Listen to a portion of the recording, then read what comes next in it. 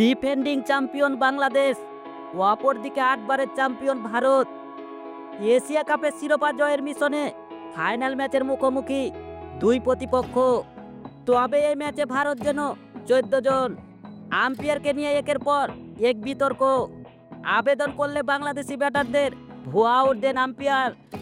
অপরদিকে ভারতের বেলায় টোটালি ব্যতিক্রম। আবেদন করে আম্পায়ারের পায়ে পড়ল, আঙ্গুল উঁচিয়ে তুলতেন না আম্পায়ার। এই ভারতীয় আম্পায়ার আজ যেন ভারতকে বাঁচাতে সবটাই দিয়ে বসেছিলেন। তবে শেষ পর্যন্ত শেষ রক্ষা হয়নি।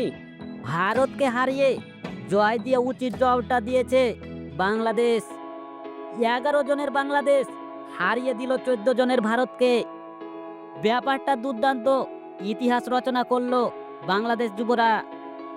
এশিয়া কাপের মঞ্চে ব্যাক টু ব্যাক শিরোপা জিতে back to back champion Bangladesh.